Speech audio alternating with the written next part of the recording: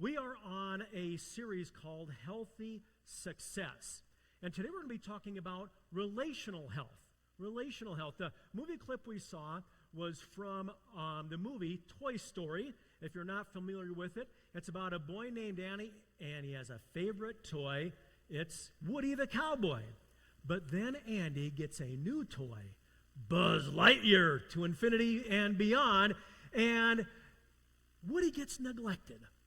Woody kind of gets set aside, and he becomes jealous and tries to get rid of Buzz, and he effectively does that, but through a series of events, instead of being rivals, they become friends who are always there. And it's not just a story about a toy who's a friend to a boy, but it's two toys that become friends.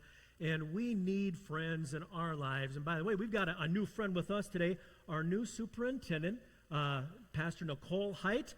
She's the superintendent of the Wyoming Assemblies of God. Good to have you with us today, Nicole. Welcome. Good to have you here. Mart Green, who's the founder of Mardell Christian Education and one of the Hobby Lobby family member, one of the Green members of the family there, he said, trusted friendship is one of the greatest gifts God gives us. Trusted friendship is one of the greatest gifts God gives us. And as we look at relational health and regarding healthy success, we've learned that success in life does not come from any external markers. It doesn't come from our wealth. It doesn't come from our accomplishments. It doesn't come from what other people say about us, what they think of us. Real success, we've got a new definition, and it's there in your notes at the top of the page. It says success is a sense of well-being based upon a foundation of health in your life. And this foundation is made up of several areas of health that often overlap. And so far, we've looked at spiritual health. We've looked at emotional health. We've looked at family health, healthy marriages, healthy parenting. A few weeks ago, we looked at financial health, and today we're going to look at relational health. Relational health, it impacts a lot of these other areas that we've been talking about. It impacts our emotional health. There was a review of 38 studies, and they found that adult friendships, especially of high quality, that provide social support and companionship, can protect from mental health issues such as depression and anxiety. There was another study that showed how it influences our physical health, and it says that people with no friends or poor quality friendships are twice as likely to die prematurely. It's a risk factor even greater than the effects of smoking 20 cigarettes today. Now, your takeaway for the day is not to go out and start smoking cigarettes, okay? It's to find some healthy friendships. It impacts our family health, which we talked about a few weeks ago. Early relational health is what they call the quality of relationship between parents and children. And Harvard University says a child's brain undergoes rapid development in the first 3 years of life. They say close caregiving relationships surrounding the child do much to shape the brain's architecture. The absence or rupture of these relationships can disrupt healthy development of the brain and the body's stress response system. What is relational health? We have a definition of it there in your notes. It refers to the capacity to develop and sustain something called SSNRs, safe, stable, nurturing relationships. I think when we look at it, we could all say, I need safe relationships that are stable, that are nurturing. That's something that all of us want. There's different types of friendships that we have in our life. Aristotle, in his book, Nicomachean Ethics, he broke down 3 different types of friendships. And he said the first one is called friendships of utility. And this is based on mutual convenience or benefit. Friends are friends because they find each other useful. You're useful to me in my business, useful to me in my ministry, in my church. You're useful to help me accomplish something. Some people call these deal friends. As long as the deal is on, your phone's ringing. But as soon as you're not working together anymore, as soon as you're not needed for anything anymore, you never hear from them again. Why? Because it's just about the deal. When the deal's gone, the friendship is gone. And the thing is, if all of your friends are only those people who work for you, you have deal friends and not real friends. The second kind of relationship, Aristotle said we have, is friendships of pleasure. And this is formed when individuals enjoy each other's company and share similar interests or activities. And so they find pleasure in each other's presence, in doing maybe similar hobbies. They like hanging out and being together. These friendships are more emotional than the friendships of utility, but they're still relatively superficial, and they can fade when the shared pleasure diminishes. Examples include maybe friends you're on a sports team with, or you have shared hobbies, or those friends you make at summer camp, that type of thing. Then the last type of friendship that we can experience is what Aristotle called friendships of virtue. Friendships of virtue. And this is friendship at the deepest level based on mutual respect, admiration for each other's character and virtues, and a genuine desire for each other's well-being. It's true, genuine friendship, a SSNR, a safe, stable, nurturing relationship. Kerry Newhoff, when he talks about this idea of real friends and deal friends, he says real friends are useless. They're not of any use to you, but they're not worthless. I say that real friends are priceless. You can't put a price on a real friend. We read about a real kind of friendship, this kind of a relationship, a friendship of virtue in 1 Samuel chapter 14 about Jonathan and his armor bearer. Israel's being attacked by the Philistines. And what takes place is Jonathan wants to go up this hill, up this mountain, and attack a fortress that the Philistines are holding. And he talks to his armor bearer, and we're going to pick up it in verse 6. Jonathan says to the young man who carried his armor, "Come, let us go over to the garrison of these uncircumcised. It may be the Lord will work for us, for nothing can hinder the Lord from saving by many or by few." And then look what his armor bearer says. He said to him, "Do all that is in your heart. Do as you wish. Behold, I am with you heart and soul." I'm with you heart and soul. Generally speaking, we have very few people at that level of relationship in our lives. Robin Dunbar, who is a British evolutionary psychologist, and he says that throughout our course of life, people generally kind of know about 150 friends, people you know, but when you break it down, there's different levels, and he says you really have 5, what he calls a support clique, 5 confidants, 5 people who are those that are part of your inner core that are really there for your support, encouragement. They are your real friends. And I've kind of found that to be true in my life. And the thing is about these real friends, when you're having emotional stress, family problems, financial problems, whatever it might be, spiritual problems, these real friends are the ones that you and I can call on. But they're not just there in those times of trouble to support us. They're also about people that we enjoy being with, and they help us to flourish. They challenge us, they encourage us, they lift us up. And I just want to say that if you're married, God intended your spouse to be one of those 5. Your spouse should be one of those 5. If your marriage is not that, then I encourage you to begin to pray and look at and talk as a couple, say, what do we need to do to become one of those inner 5? Because in the marriage relationship, Jesus said, God said, we are one flesh. The two become one.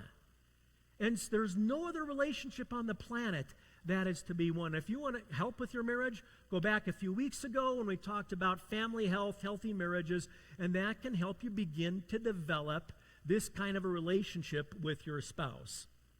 So how do we develop these friendships of virtue, SSNRs, armor bearer relationships?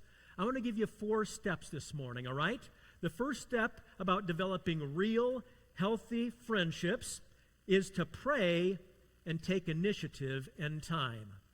We need to pray and take initiative and time. God cares about all of our needs. How many believe that today? I do. That's even our need for real, healthy friendships and relationships. We're told in James chapter 1, verse 5, that we can ask God for wisdom. If any of you lacks wisdom, let him ask of God, who gives to all liberally and without reproach, and it will be given to you. Finding these relationships takes some wisdom and discernment, because you just don't find them like you go find a box of cereal on the shelf at Walmart. It takes some wisdom, so you want to ask God.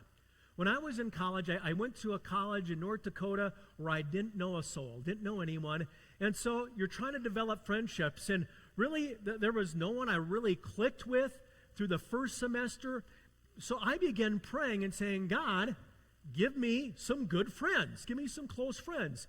Second semester, there was 3 guys, kind of started building a relationship, but one in particular, his name was Brent. And I began to develop this relationship. We talked about classes. I'd go to his dorm room, just see how he was. We'd have meals together. And over the course of 4 years, by the last year, we were armor bearers, accountability partners for each other. We were the best man at each other's wedding. He was best man at mine the first week. I went on my honeymoon, and then I was best man at his wedding. And to this day, we're still in contact with each other. That relationship came about because I first asked God to provide a friend. There may be some of you here today, you feel like, man, as you're talking about these deep, real friendships, I really don't know if I can put a finger on anyone that I would call a deep, real friendship. Begin to pray and ask God for one. Ask God to give you some healthy, real friends in your life. Now, prayer alone is not enough. It's not enough. Faith without works is dead. That's right, it is dead. And so we need to put some foot leather, some shoe leather to our prayers, and so we need to take initiative. We're told in Proverbs 18:24, a man who has friends must himself be friendly, but there is a friend who sticks closer than a brother. So one can't just sit back and say, okay, God, bring a friend, and expect to have this really, really, really close friendship. It doesn't happen that way. We have to approach people.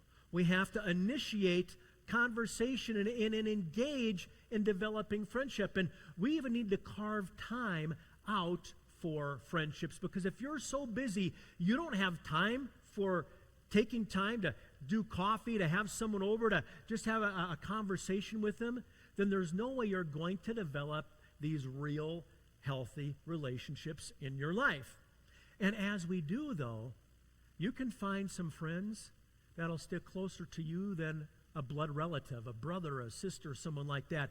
They become SSNRs, friendships of virtue, this mutual respect, support, and encouragement for one another, and they stick with you at all times. That's what I did with Brent. It took several small steps, and it took time. Don't think that you can develop this overnight. These kind of friendships, they start in community. They start in community. And here at church, there's a lot of different things. I encourage you, join a small group at church. You can be part of the Champions Men's Group. Now, the Champions Men's Group is ending this Wednesday, all right? So you can't be in there. But at the end of August, we're starting another group. So guys, 6:30 Wednesday mornings, 6:45 Wednesday nights. That's a great opportunity. Also, we're just starting the new, heard about the Daniel Dilemma Bible study starting up.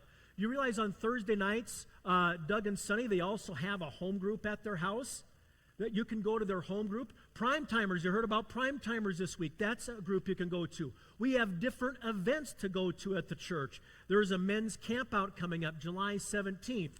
August, we're having a men's night out. Ladies, you just had your tea in June. There's a women's renewal. Mark this on your calendars, lady. September 26th and 27th is a ladies' renewal. We've got different events and groups that you can go to, and as you attend these, you're going to hear different people talk. You're going to start to build relationships, and you might feel like, there's somebody here that I think I could click with, that there could be a relationship here. And it takes small steps. It takes time. It doesn't happen overnight. And I also encourage you, moms, find someone with young kids similar to your age and do a play date. Go to a park here in town. Go to coffee with someone. Have someone over to your house. Plan a cookout up on the mountain and invite a few families with you. And as you do these different kinds of personal one-on-one or small group gatherings, you and them personally, you can see if this might be a friendship that could develop. As you're developing this, don't open up your heart and share deep personal information early on. You need to take time to see if they are safe, trustworthy people that you can share with. We're told in Proverbs 14:16, the wise are cautious and avoid danger. Fools plunge ahead with reckless confidence. King Solomon, he gave some great advice about decision-making that aptly applies to developing friendships. He said in Proverbs 19:2, it's not good for a person to be without knowledge.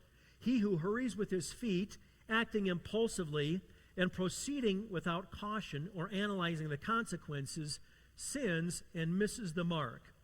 We want to take time and have discernment. Ask God for wisdom as we develop these relationships. We need to gain knowledge about this person.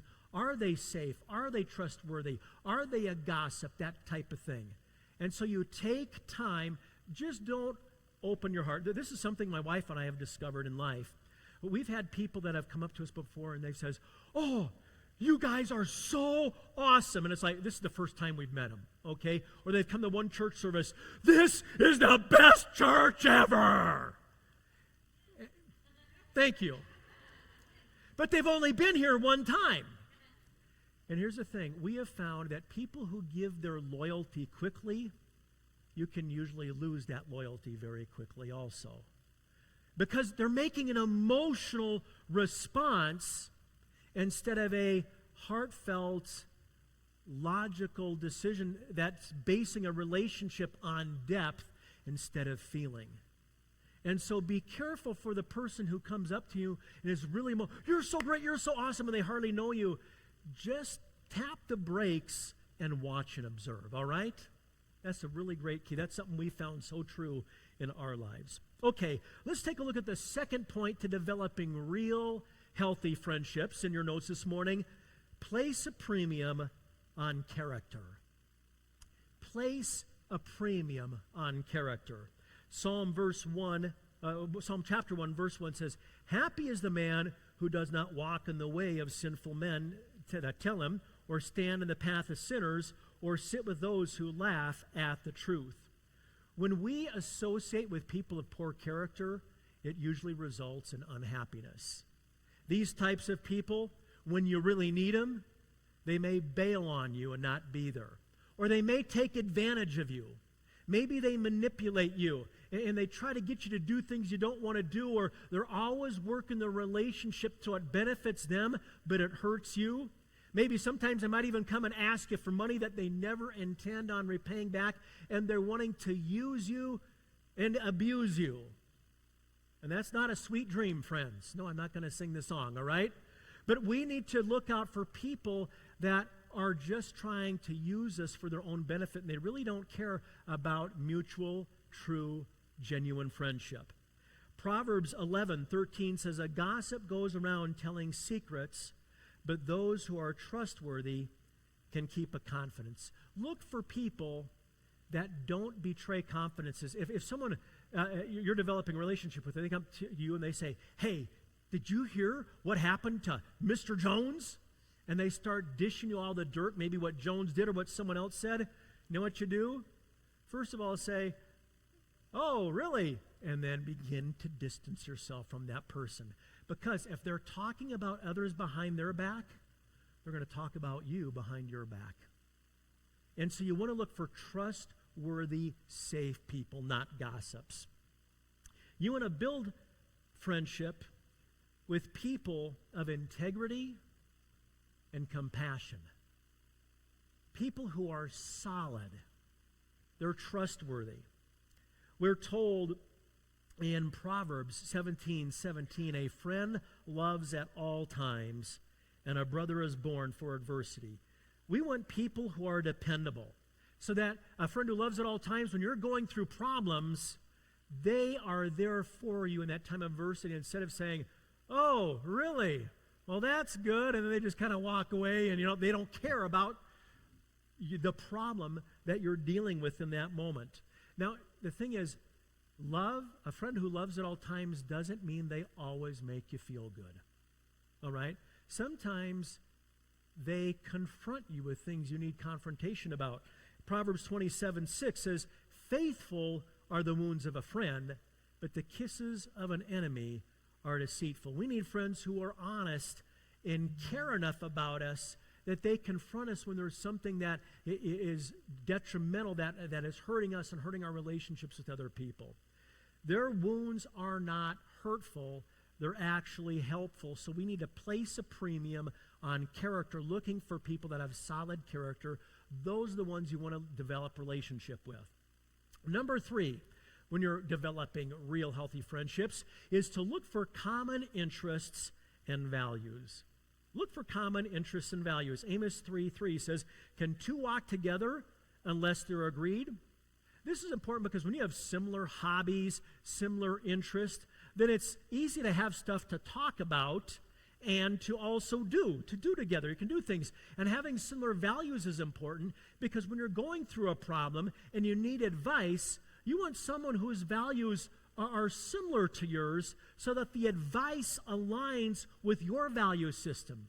If they're giving you advice and this value system is totally contradictory to yours, it's not going to resonate with you. It's going to grate on you, and you're going to just have a hard time with that. Now, I'm not saying they have to believe absolutely everything the way you do and have all the same likes, all the same interests.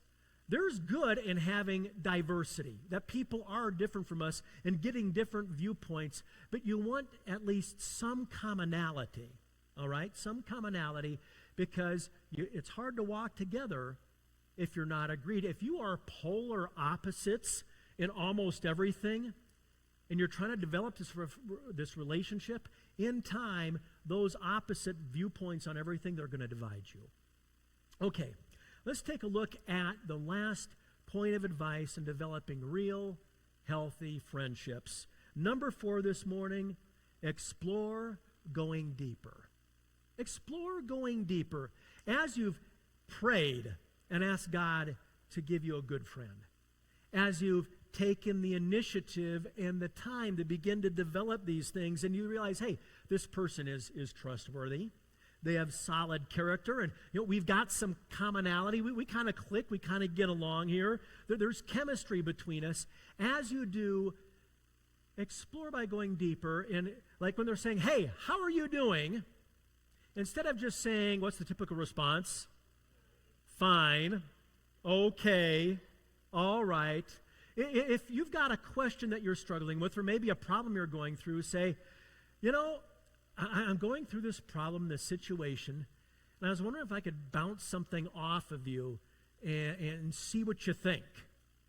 And begin to, now, don't share something hugely personal, okay?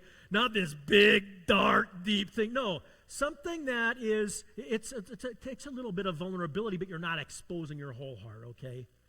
And so as you share this, see their response. If they're kind of like, oh, man, yeah, that's too bad. Hey, what do you think about the Rockies and their playoff hopes? If they ignore what you're saying, if they kind of shrink back, probably not going to go anywhere for one of these real, healthy SSNR armor bearer relationships.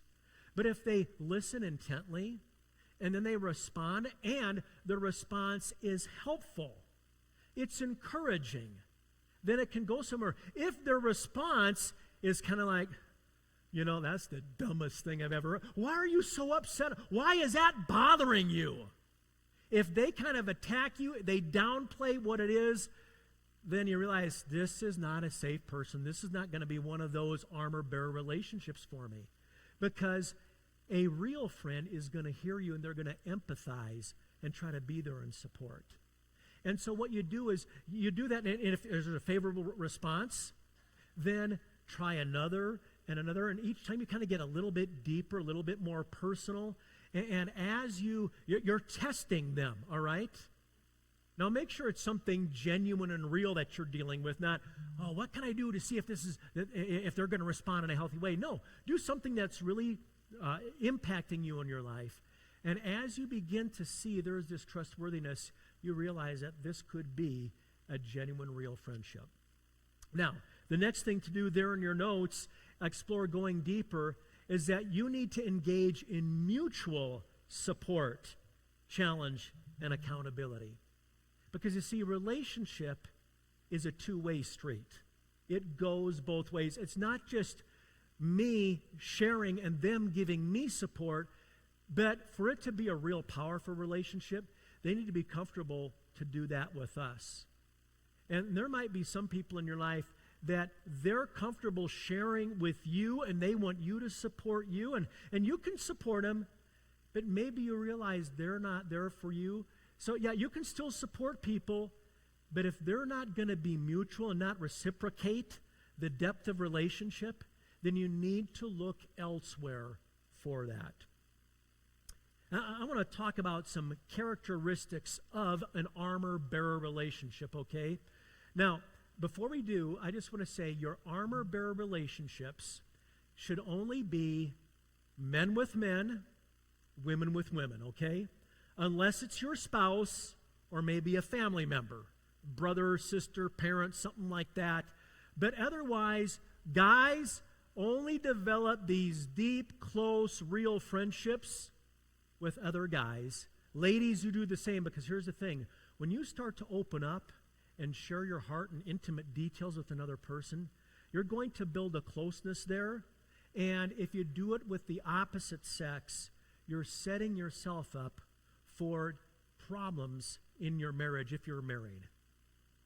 So you need to be careful. Now, in a dating relationship, you're dating someone, you're kind of seeing your spouse, is this potential person that I might be interested in marrying, are they a SSNR? Are they an armor bearer? Can they be that kind of person? If they're not and you're dating, then, well, you don't say hit the road, Jack, don't hang around no more, but just begin to, this isn't working for us, and go somewhere else, because you want that in your spouse.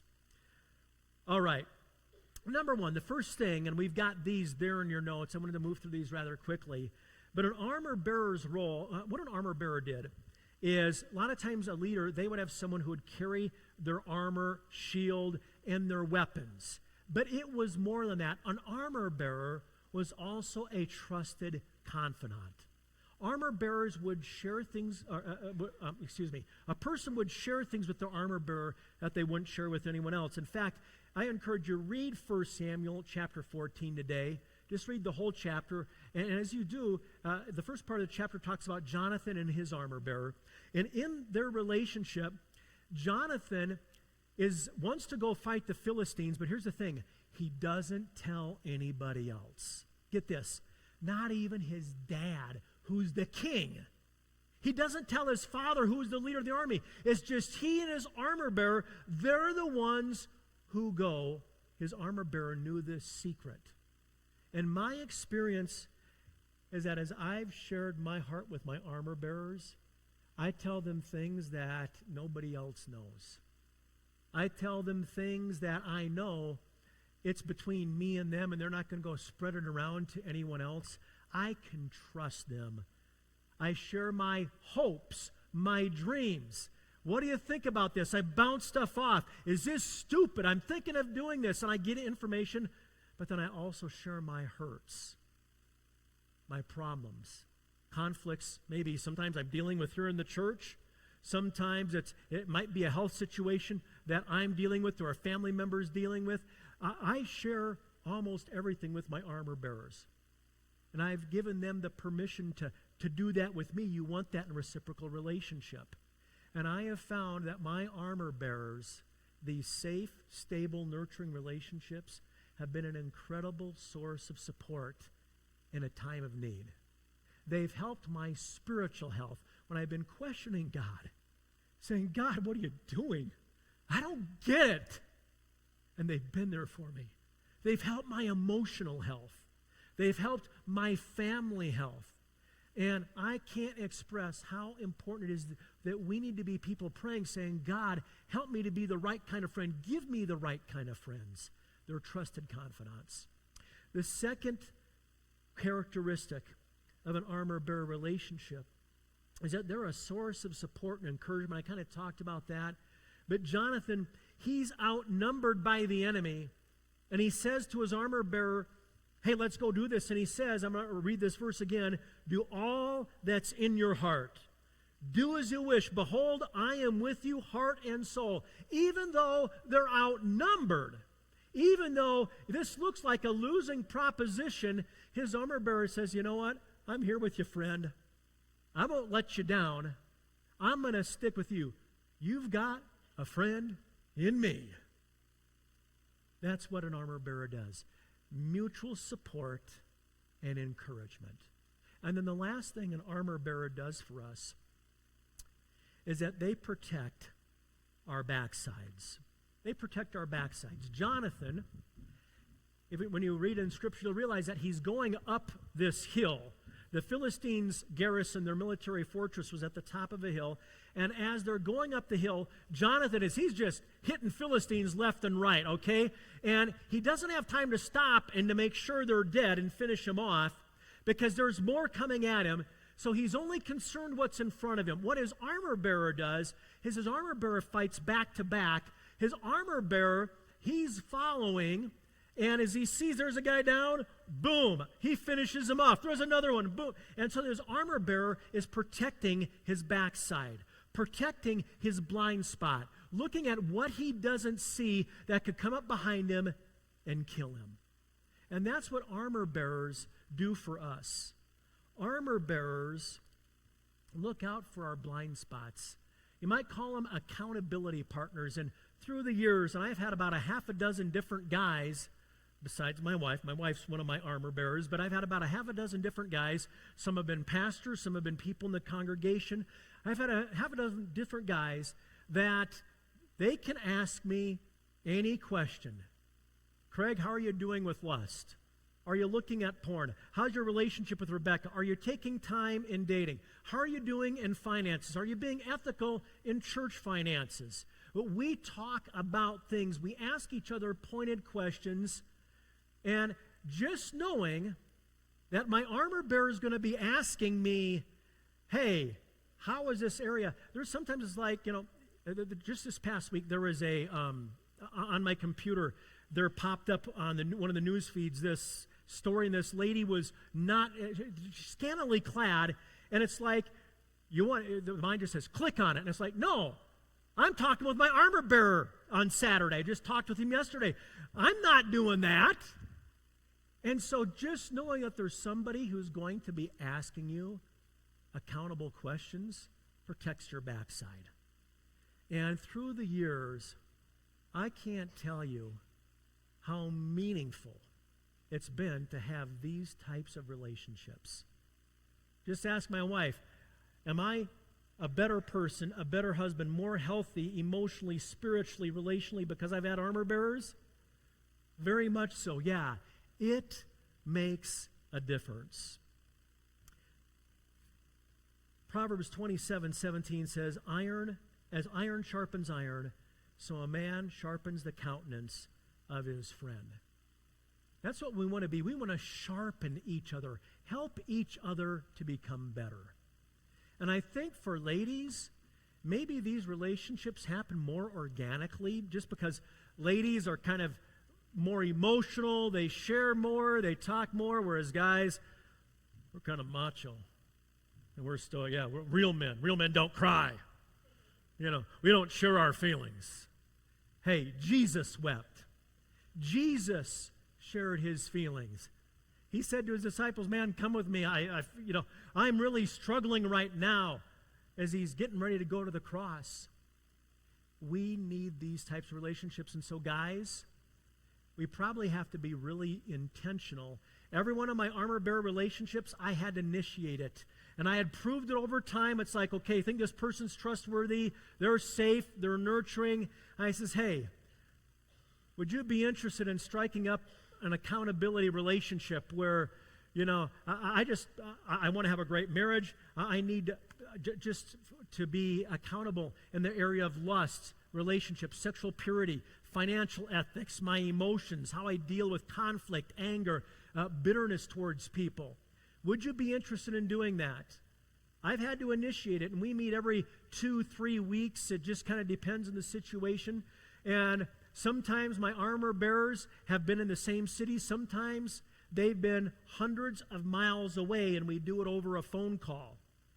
But it's vitally important to my health, to my success as a man of God, as a husband, as a dad, as a pastor, and just as a man, as a person who wants to have an abundant life that Jesus died for.